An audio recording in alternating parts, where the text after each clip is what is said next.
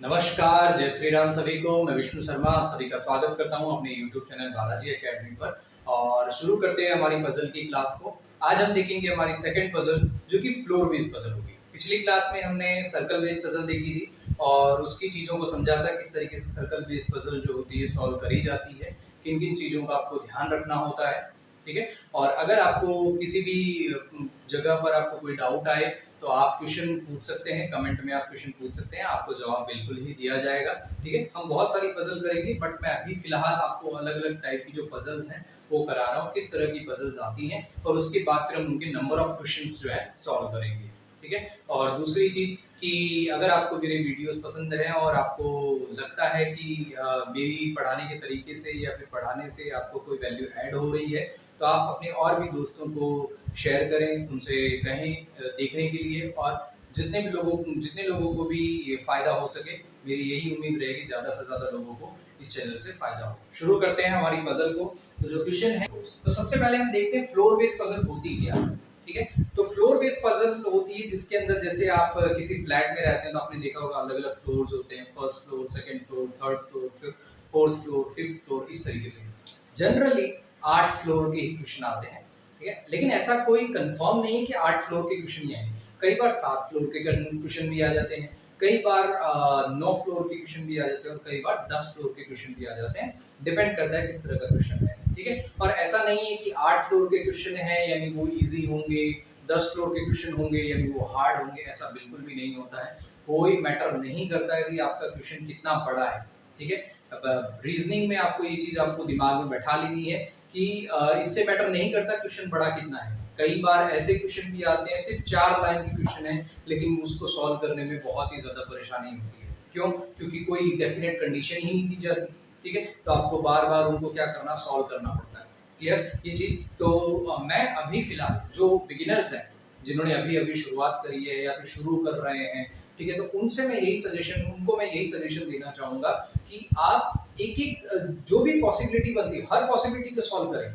ठीक है। ये मत सोचें कि मुझे जल्दी से जल्दी आंसर लेके आना है। आपको आपका कॉन्सेप्ट क्लियर करना है। मैं आपको यकीन दिलाता हूँ मेरे खुद के एक्सपीरियंस के तौर पर, मैंने जो सीखा है उसके तौर पर मैं आपको ये यकीन दिलाता हूँ कि सिर्फ 1 महीना, अगर आप बिगिनर हैं तब मैं बात कर रहा हूँ, अगर आपने बहुत सारी पजल्स ऑलरेडी सॉल्व करी हैं तो आपको वैसे ही समझ में आ जाएगा।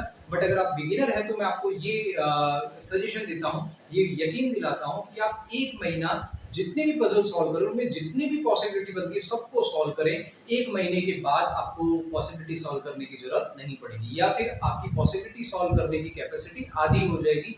आप आधी पॉसिबिलिटी में भी आप आंसर ले आओगे। और अगर आप सिर्फ आंसर की तरफ ही जंप करना चाहोगे, देखो यहाँ पर आपको कॉन्सेप्ट क्लियर करने की बात करनी है, यहाँ पर आपको स्पीड अभी बात नहीं करनी है। स्पीड आपकी आ जाएगी धीरे धीरे। अगर आप जितनी ज्यादा प्रैक्टिस करोगे उतनी ही ज्यादा आपकी स्पीड आ जाएगी। समझ में आया? जैसे मैं आपको एक एग्जांपल के तौर पर समझा दूं कि जैसे आप बाइक चलाते हैं, आपने बाइक चलाना सीखा होगा, आप जैसे आप तैयारी कर रहे हो यानी आपने कॉलेज कंप्लीट कर लिया है, 18 ईयर्स की एज आपने कंप्लीट कर ली, तो ऑब्वियसली आपको बाइक चलाना आता होगा।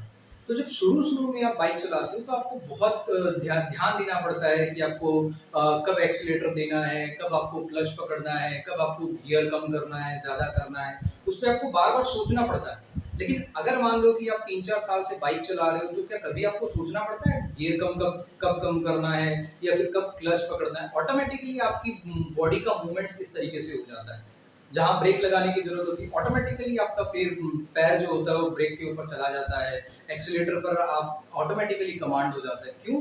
Because of the practice. तो यही यहाँ पर भी आपके साथ ही होने वाला है कि आप प्रैक्टिस करेंगे तो ऑटोमेटिकली आपको चीजें समझ में आने लगेंगी और आप आसानी से चीजों को कर पाओगे।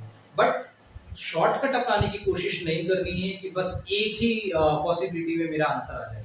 देखिए सीधी सी और सिंपल सी बात है कि जितनी ज्यादा एक कहावत होती है कि आप प्रैक्टिस में जितना खून बहाओगे उतना ही आपको युद्ध भूमि में कम खून बहाना पड़ेगा। हालांकि हम यहाँ कोई युद्ध करने नहीं जा रहे हैं, बट जितनी ज्यादा प्रैक्टिस आप घर पर करोगे तो उतना ही ज्यादा बेनिफिट होगा एग्जाम सेंटर में, आपको एग्जाम हॉल में आपको उतना ही ज्यादा बेनिफिट होगा। अगर अभी आप प्रैक्टिस नहीं करोगे तो एग्जाम हॉल में आपको बहुत ज्यादा नुकसान हो जाएगा। इसलिए आप अभी घर पर जब प्रैक्टिस कर रहे हो तो एक एक चीज को सॉल्व करें, एक एक चीज पॉसिबिलिटी को सॉल्व करें। अगर आप कोई मॉक लगा रहे हैं तब की एक अलग बात है कि आप उसे फटाफट सॉल्व करना चाहते हैं, ज्यादा से ज्यादा क्वेश्चन अटेम्प्ट करना चाहते हैं, लेकिन जब आप प्रैक्टिस कर रहे हैं या फिर उसी मॉक का एनालिसिस कर रहे हैं तो आप जितनी पॉसिबिलिटीज बन पाए उन सबको बनाओ, उन सबको बनाओ, ताकि आपको पता चले कि किस पॉसिबिलिटी में क्यों ये गलत हो रहा है। और हमेशा जो कंडीशंस है किसी भी पजल को सॉल्व करने का एक सिंपल सा तरीका होता है कि सबसे पहले तो आप दो कंडीशन दिमाग में रखें, डेफिनेट और एक इनडेफिनेट कंडीशन। डेफिनेट कंडीशन जो होती है उसको सीधा आप अपने जो पजल है उस पर रख दो बिना सोचे समझे, और इनडेफिनेट कंडीशन को कंडीशंस के फॉर्म में आप लिख लो, और बाद में कंडीशंस को मर्ज करना आपको आना चाहिए, दो कंडीशन को एक साथ लाना आपको आना चाहिए। ये कोई वैसे रॉकेट साइंस नहीं है कि आना चाहिए मतलब आपको नहीं आएगा, ऐसा कुछ भी नहीं है। आप अगर आप प्रॉपर तैयारी करोगे तो हर चीज आपको आ जाएगी, आपको देखते ही पता चल जाएगा कि ये कंडीशन कहाँ पर और किस तरीके से बैठेगी। तो बस आपको प्रैक्टिस करनी है। तो बिना देरी किए हुए शुरू करते हैं हमारे क्वेश्चन को। क्वेश्चन दिया गया है कि 9 person live on different floors. 9 person है, अलग अलग फ्लोर पे रहते हैं।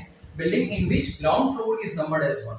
जनरली आपने देखा होगा ग्राउंड फ्लोर होता है, उसके ऊपर फर्स्ट फ्लोर होता है, फिर सेकंड फ्लोर होता है। यहाँ पर ग्राउंड फ्लोर को ही हम क्या करते हैं, फर्स्ट नंबर काउंट करते हैं ताकि आपको कंफ्यूजन ना हो, इसलिए ऐसा दिया जाता है। 1 and the top most floor is number 9। देखिए टॉप मोस्ट फ्लोर क्या है, 9, फिर 8 7 6 5 4 3 2 एंड 1। क्लियर? जो पहला फ्लोर है, जो ग्राउंड फ्लोर है, उसको 1 दिया और उसके ऊपर 2 3 4 5 और दिस इज टॉप फ्लोर और दिस इज बॉटम फ्लोर।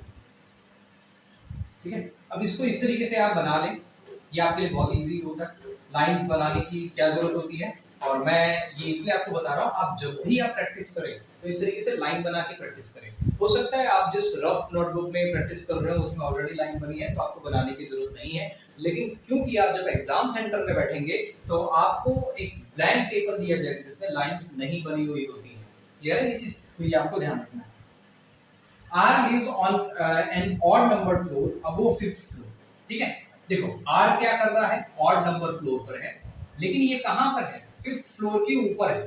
कहां पर है, 5th फ्लोर के ऊपर है। अब ये कंडीशन आपको लिखने की जरूरत नहीं है, ये कंडीशन आपको लिखने की जरूरत नहीं। क्यों लिखने की जरूरत नहीं है? क्योंकि देखो ये रहा 5th फ्लोर और odd number floor. Odd number का मतलब क्या होता है, 1 3 5 7 9, ये ऑड नंबर होते हैं।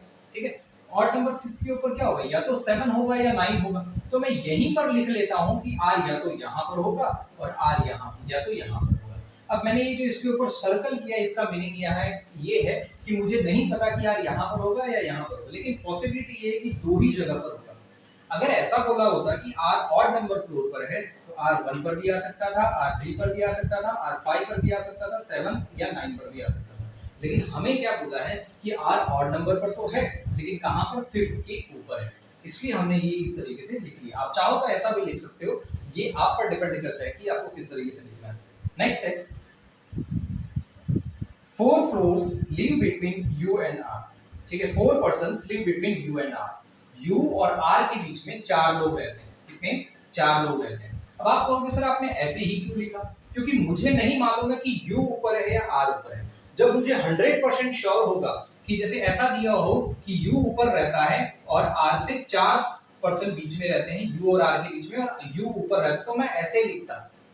क्यों? क्योंकि वो मुझे डेफिनेट हो जाता कि U ऊपर है। लेकिन अब इस कंडीशन में मुझे नहीं पता है कि U ऊपर है या फिर R ऊपर है, इसलिए मैंने उसको इस तरीके से लिख लिया।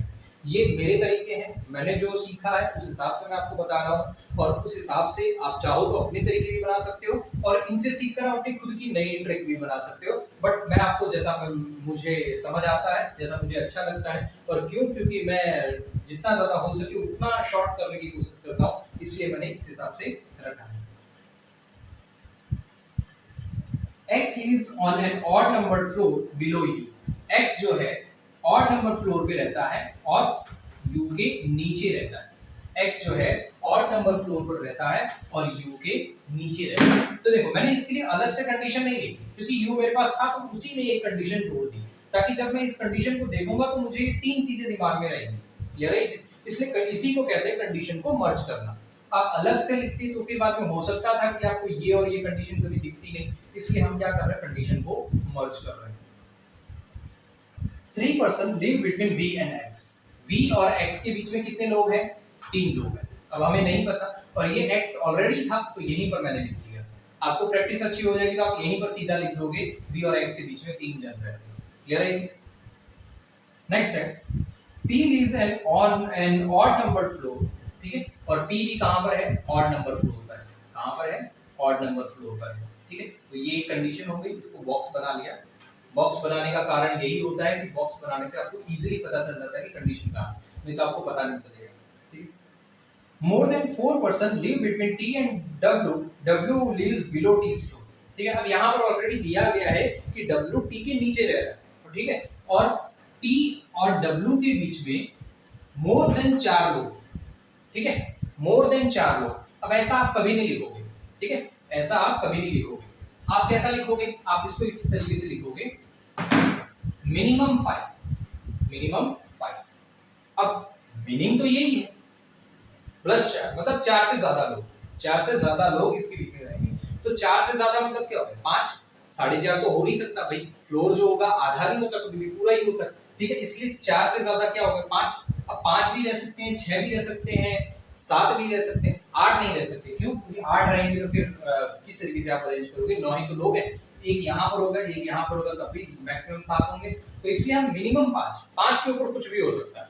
ठीक है, 5 भी हो सकता है, 6 भी हो सकता है, 7 भी हो सकता है। लेकिन प्लस 4 लिखोगे तो अगर गलती से आपके दिमाग में प्लस नहीं है तो आप 4 समझ दोगे, टी और डब्ल्यू के बीच में 4 है, इसलिए मैंने ऐसा कहा। अगर आपको समझ आ जाए तो आप वैसा भी लिख सकते हो, उससे कोई फर्क नहीं पड़ता। S is immediate above Q। अब देखिए यहाँ पर क्या बोला है? Immediate above.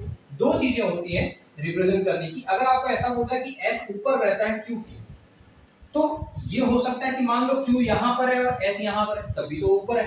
Q यहाँ पर है और S यहाँ पर है, तब भी वो ऊपर है। Q यहाँ पर है और S यहाँ पर है, तब भी वो ऊपर है। ठीक है, तो ऊपर का मतलब तो कोई भी हो सकता है भाई, उनके बीच में एक जन हो सकते हैं, 2 जन हो सकते हैं, 10 जन हो सकते हैं, अगर क्वेश्चन ऐसा हो तो। लेकिन यहाँ पर तो खैर फिलहाल 10 जन नहीं हो सकते, लेकिन अगर क्वेश्चन ऐसा हो तो। ठीक है, तो यहाँ पर हमें क्या बोला है कि S जो है Q के इमीडिएट ऊपर है, तो उसको हम ऐसे रिप्रेजेंट करेंगे। ठीक है, इमीडिएट ऊपर का मतलब क्या हो गया कि S के नीचे जस्ट नीचे Q लिखा, उसके साइड में ही आपने ऊपर का जो है निशान बनाया। क्लियर है ये चीज? अगर ऐसा बोला गया हो तो S जो है Q के ऊपर है तो हम बीच में बनाते हैं, इससे हमें पता चल जाता कि हमें नहीं पता कि इन दोनों के बीच में कितने लोग हैं। लेकिन अगर इमीडिएट ऊपर बोला है, इसका मीनिंग क्या हो गया कि S के जस्ट ऊपर ही, Q के जस्ट ऊपर ही S है, और इसलिए हमने इसको इस तरीके से एरो बना दिया। ठीक है, तो आपको समझ में, दिमाग में रहेगा ये चीज। कंडीशन का ही खेल है पजल। अब कंडीशन को अच्छे से रिप्रेजेंट करने की, कंडीशन आपको ऐसी लिखनी होती है जिससे आपको समझ में आए। कोई भी एग्जामिनर आप पर रफ शीट कभी भी चेक नहीं होती। आप किसी भी मतलब बैंक की एग्जाम में जाते हो तो आपकी रफ शीट होती है, वो भले ली जाती है लेकिन वो चेक नहीं होती है, उसके कोई मार्क्स नहीं होते हैं। मार्क्स आपने जो एग्जाम में टिक किया है उसके होते हैं। क्लियर है ये चीज? तो आप ये मत सोचें कि आप बहुत अच्छे से यहाँ पर लिखोगे तो आपको मार्क्स मिलेंगे, ऐसा कुछ नहीं। ये इसमें भले कुछ ना लिखो, सीधा डायरेक्ट यही सॉल्व कर दो, तब भी आपको पूरे मार्क्स मिलेंगे अगर वो सही है तो। क्लियर है ये चीज? तो ये पजल में जो कंडीशन आपको लिखनी होती है वो इस तरीके से लिखनी होती है कि आपको समझ में आए। और दूसरा मैं आपको ये जरूर कहूंगा, कंडीशन लिखने की एक तरकीब ये होती है कि आपको इस तरीके से कंडीशन लिखनी है कि दोबारा क्वेश्चन ना पढ़ना पड़े। क्योंकि क्वेश्चन अगर पढ़ना पड़ा तो आपका टाइम वेस्ट होगा, इसलिए क्वेश्चन ना पढ़ना पड़े इसलिए एक बार कंडीशन लिखे, भले आराम से लिखे लेकिन कंडीशन एकदम ढंग से लिखे। Clear? Not more than 2 person live between Q and T। Q और T के बीच में, Q और T के बीच में 2 से ज्यादा लोग नहीं है, मतलब मैक्सिमम 2 है।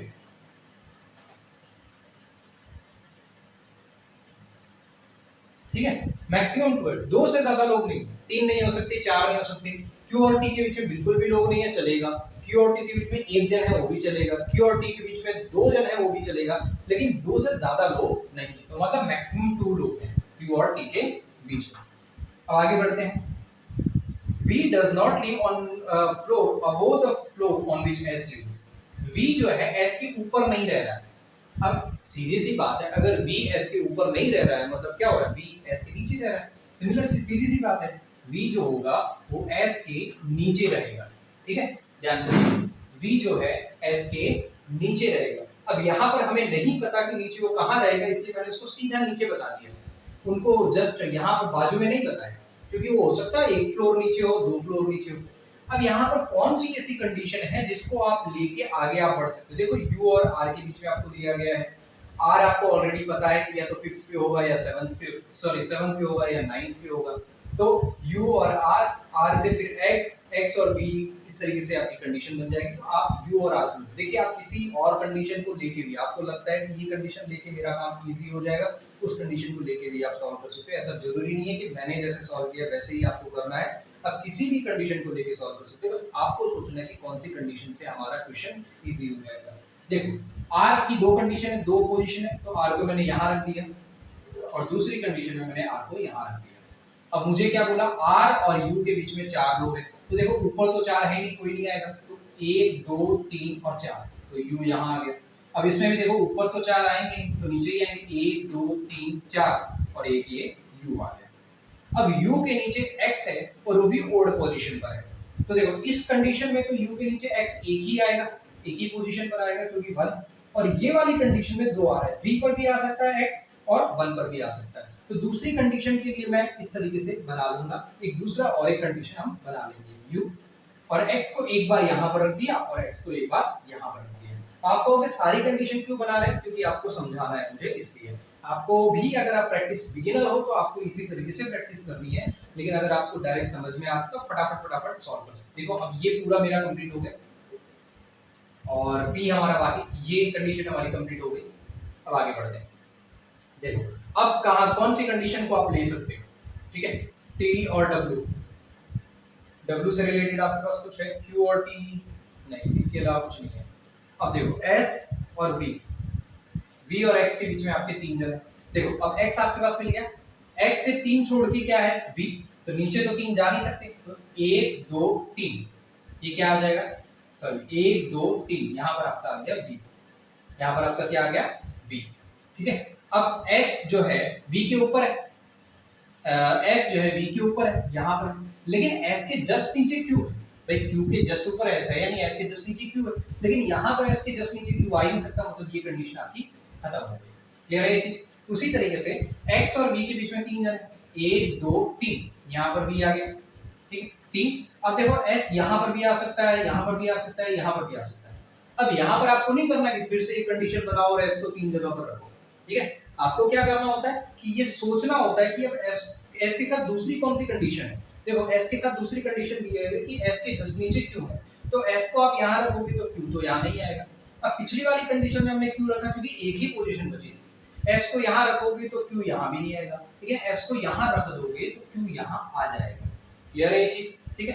अब इसी तरीके से इसको भी हम सॉल्व कर लेंगे, x और v के बीच में तीन जन, 1 2 3, यहाँ भी v के जस्ट ऊपर, सॉरी v के ऊपर s आएगा, s यहाँ नहीं आ सकता, s यहाँ आ सकता है क्योंकि s और q के बीच में एक मतलब इमीडिएट अप एंड डाउन है, तो इस तरीके से आ सकता है, s यहाँ भी आ सकता है, तो इस कंडीशन में s दो पोजीशन पर आ सकता है, तो इस कंडीशन को हम रखते हैं, पहले इसको सॉल्व कर लेते हैं। क्लियर है ये चीज। अब देखो अब यहाँ पर t और w, यहाँ पर बोला है t और w, तो t और w को अगर आप सॉल्व करोगे तो देखो t और w ये दो पोजीशंस ही हो सकती हैं, इसके अलावा तो कोई पोजीशन हो ही नहीं सकती। लेकिन अगर आप यहाँ पर t और w को रखते हो, क्योंकि और तो कोई जगह खाली नहीं है, t और w को रखते हो, लेकिन हमें तो यहाँ बोला मिनिमम 5 होने चाहिए, लेकिन यहाँ तो क्या हो रहा है, दो ही हो रहे हैं, मतलब ये कंडीशन आपकी सही नहीं है। अब ये बची आपके पास एक कंडीशन, अगर मान लो कि t को आप यहाँ रखते हो, ठीक है, अब यहाँ क्यों रखते हो, मान लो t को यहाँ रखते हो और w को यहाँ रखते हो, 1 2 3 4 5, 5 आ रहे हैं, लेकिन मुझे तो मिनिमम 5 चाहिए, समझ में आया, मुझे क्या चाहिए, मिनिमम 5 चाहिए। लेकिन अगर मैं t को यहाँ रखूं, ये पोजीशन पर रखूं, ये वाली पोजीशन पर, तो देखो w यहाँ पर आएगा, w आप कहीं भी रख सकते हो, ये तो मुझे पता है ना कि t ऊपर है और w नीचे, तो t को मैंने यहाँ पर रखा सपोज। अब आप कहोगे सर t को यहाँ क्यों नहीं रखा, क्योंकि फिर नीचे w कहाँ रखोगे, t को यहाँ रखोगे तो नीचे w तो आ जाएगा, लेकिन मिनिमम 5 चाहिए। t को यहाँ रखोगे तो 1 2 3 4, तब भी 5 नहीं होगा, t को यहाँ रखोगे तो 1 2 3 4 5, तब भी 5 नहीं होगा, तो t को आप यहाँ रखोगे 1 2 3 4 5, ठीक है, 6 तो आप जा नहीं सकते क्योंकि इससे नीचे तो जा नहीं सकते, इसलिए t यहाँ पर और w यहाँ पर। आई होप ये आपको समझ आएगा, नहीं आया मैं फिर से समझा रहा हूँ। देखो सबसे पहली बात तो आपको ये पता है, देखो ये कंडीशन अभी हमारी हुई नहीं है, ठीक है, p भी हमारा नहीं हुआ है, ठीक है, लेकिन ये कंडीशन हमारी हो गई, ठीक है, जो कंडीशन हो जाए उसको हम इस तरीके से करते हैं ताकि हमें पता रहे कि कौन सी कंडीशन हमने सेट कर दी है। अब टी ऊपर है और डब्ल्यू नीचे, ये कंफर्म है, तो टी और डब्ल्यू यहाँ आ सकते हैं, लेकिन बोला क्या है कि उनके बीच में मिनिमम 5 लोग हैं, तो टी और डब्ल्यू यहाँ आए तो इनके बीच में 5 लोग तो हुए नहीं, ठीक। अगर मान लो कि टी को मैंने यहाँ रखा, डब्ल्यू को यहाँ रखा, 1 2 3, तब भी नहीं होगा।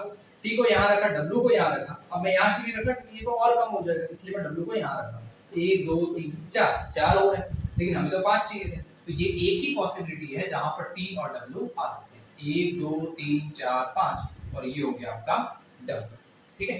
अब एस दो पोजीशन पर आ सकता था, इस पोजीशन पर तो टी आ गया, मतलब एस नहीं आएगा, तो ये हो गया एस और क्यू। अब बचा पी, और पी के बारे में आपको बोला था कि ये ऑड नंबर पोजीशन पर है, तो ये आपका भी कंप्लीट हो गया। अब जैसे ही आप शुरू में शुरुआत कर रहे हैं और क्यू और टी के बीच में मैक्सिमम दो लोग हैं, ठीक है, तो ये कंडीशन भी फुलफिल हो गई क्योंकि एक ही जन है, दो से ज्यादा तो है, क्लियर है, तो ये आपका हो गया 100% राइट। मैंने आपको कंडीशंस भी सॉल्व करके समझा दी, इस तरीके से आपको करना है, क्लियर है ये चीज। अब जब भी आपको कभी भी पजल सॉल्व करने के बाद हल्का सा भी अगर आपको डाउट लगे कि ये पजल सही होगी या फिर नहीं होगी, तो आपका जो क्वेश्चन दिया गया उस क्वेश्चन को एक बार पढ़ें और देखें क्या सारी कंडीशन आपकी मैच हो रही है। इससे मैच नहीं कर रहा है, याद रखिएगा, कभी भी जब आप क्वेश्चन को वापस से क्रॉस चेक करते हैं तो इससे मैच नहीं करना है। क्यों? क्योंकि हो सकता है आपने कोई कंडीशन ही गलत लिख दी हो, क्लियर है ये चीज। इसलिए आपको क्या करना है, जो भी आपका क्वेश्चन दिया गया उसको फिर से रीड करना है, क्योंकि आप क्वेश्चन आप कर चुके हो तो आपको फटाफट रीड हो जाएगा, उसमें ज्यादा समय नहीं लगेगा।